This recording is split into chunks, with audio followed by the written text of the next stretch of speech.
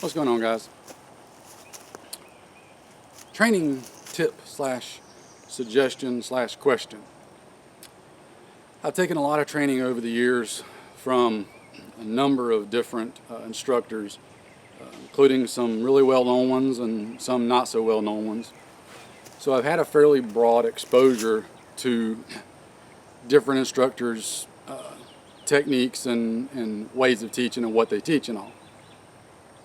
One of the things that I don't see a lot of, be it from instructors, be it from other people on YouTube, is what I consider to be more reality-based practice.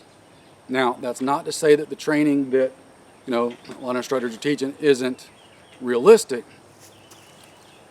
I'm saying it's done within a certain scope and set of boundaries. And usually that is what can be done on a square range, not figuratively square, but just a safe, sterile, square range, in a normal times grid up, regular society type situation, a law enforcement situation, that sort of thing.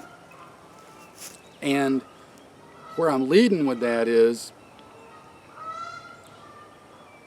what's mostly taught and done in regards to reloading, which is kind of the topic of this video, reloading, is that everything is done on the range primarily, and I'm speaking in generalities here, primarily from a standing position. Example, our target bad guy is, say he's right next to the camera right here, okay? You'd get squared up to the target, you get set, you come up, you're shooting at him, and you go dry, you hit your button, reload, put your fresh mag in and go. So that's great for practicing those fundamentals, trigger control, sight alignment, the manipulations of the weapon and all that. But my question is, are you going to do that in a real fight? Are you going to square up to a guy, even in a grid up time, but especially in a grid down, crap hit the fan, raw, apocalyptic situation? Are you really going to square up to somebody and just stand in the open and blaze away at them? What do you think is going to happen if you do that and there's somebody else shooting back at you? The intelligent among you can figure that out. You're going to probably reflexively and unconsciously seek cover, which you should be. You don't want to fight just standing in the open. Even if you're in the open, it's better to go prone, take a knee, anything to reduce your target silhouette, okay? So while this is great, the reality of how you're going to fight is probably going to be behind cover, okay? So question number one is, do you practice fighting from behind cover like this, okay? Where I'm not squared up to the target. See, my target's over that way. Well, I may have to come up and shoot over. Not the ideal preferred way, but may have to do that. Probably going to want to come and get down here and shoot around cover like that. Okay? Well, if I'm down here, bang, bang, bang, oh, I'm dry, I'm not going to stay there to reload. I'm going to come back here. Well, if I'm back here, have I practiced reloading with this position? I'm probably going to have to come up here, get my mag, do what I got to do, reload, and then get back in the fight, okay? So, point number one is practice reloading from behind cover in different positions, not just standing squared up. Point number two is magazine retention. We're going to have a fixed number of magazines, guys. Everything you're taught on square range right now is when you go dry, bang, bang, bang, I just hit the button, drop the mag, throw another one in there and keep going. You can recover that magazine later. Your life's not worth a magazine.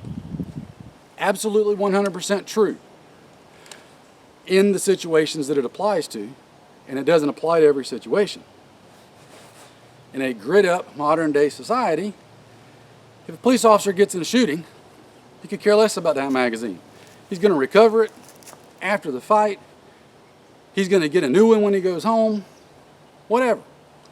Same with you. Somebody breaks in your house, you get in a shootout, drop that mag and don't even worry about it.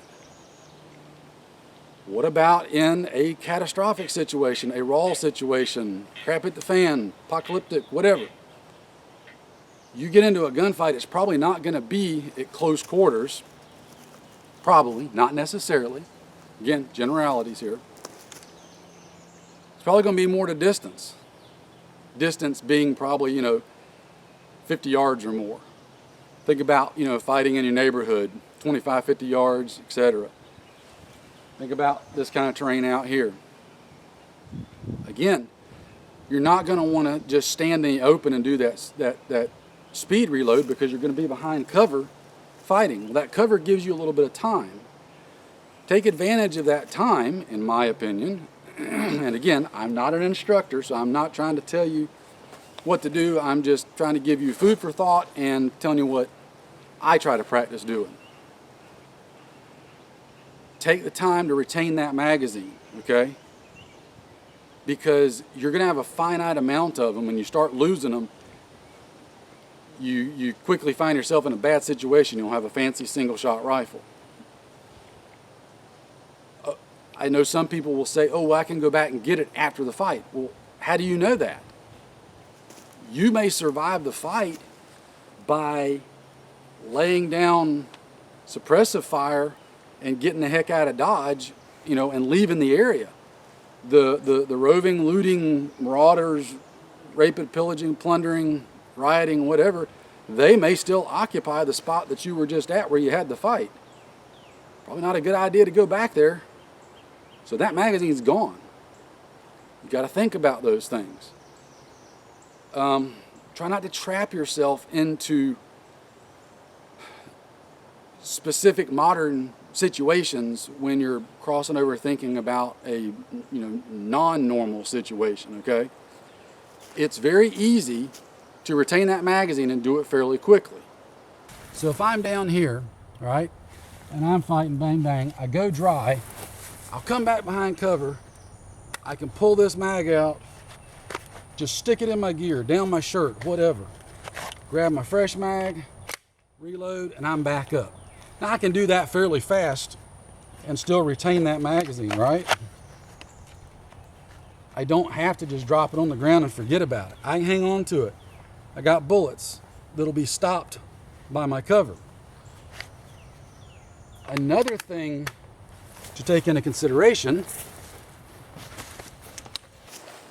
in the thought of mag retention is I see guys complain online all the time about their magazines not dropping free from guns, okay? Now, yes, it's always a plus if your mags will drop free. However, do you practice taking the mag out yourself, okay? There's a really good chance when you're rolling around on the ground, fighting behind cover, there's dirt and stuff getting kicked up everywhere. It's not like a nice, clean, sterile, unobstructive range. There's dirt and leaves and crap.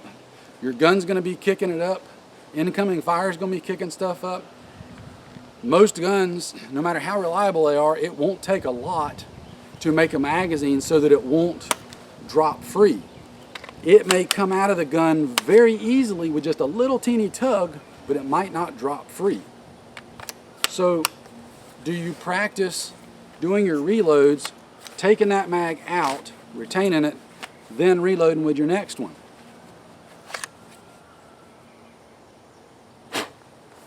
Think about this. Everybody that uses an AK as their go-to rifle, they have to reach up and manipulate that other that empty magazine somehow. Now, yes, you can do the speed reload technique of grabbing a mag, using that mag to kick it out and reload, but we've already talked about that might not be the best option. You might want to retain those magazines. Well, nobody says that AKs aren't viable fighting guns. I could say the same for FALs, M1As. And all those guns require you to manipulate the release lever for the magazine with your non-firing hand. The AR is somewhat unique in that you can release the magazine with your firing hand. Guns like AKs and whatnot, you typically can't. So AK guys are already reaching up and grabbing that magazine and pulling it out. Instead of throwing it on the ground, stick it in there. Grab your next one, go to work. Do it with your AR. There's nothing to stop you from reaching up and grabbing that spare mag or the empty magazine and pulling it out of the gun. Don't get wrapped around whether or not the magazine drops free. There's a good chance in a real fight it's not going to drop free. So with that being said,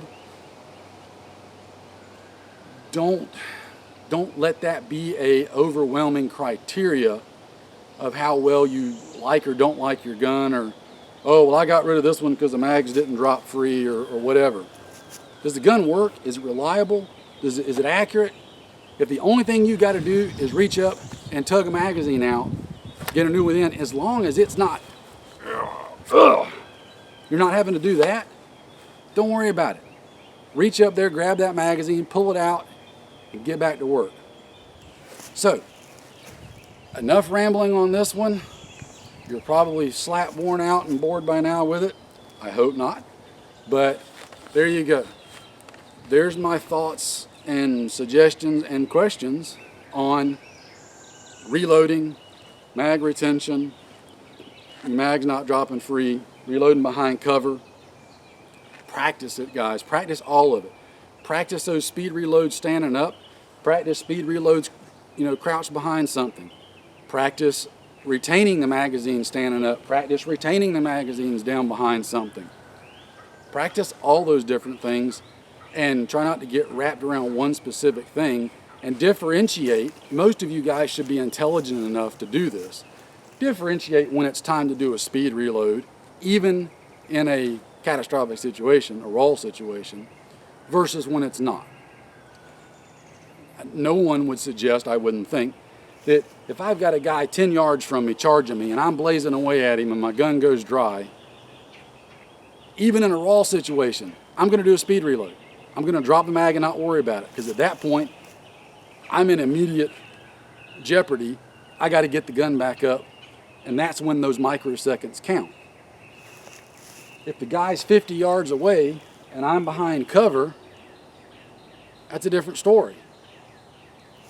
Doing that speed reload isn't necessarily an issue or a concern, or even what I would want to primarily do.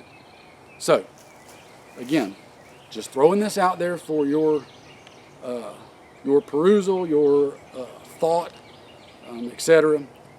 Think about things and then evaluate what's right and what's best for you and your position, but just don't be quick to dismiss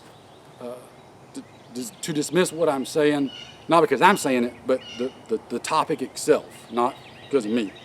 But don't be too quick to dismiss alternative ways of doing things. Try to be objective about it, okay? So, I'll shut up rambling on this one. Appreciate you guys listening. Take care, stay safe, and we'll catch you in the next one.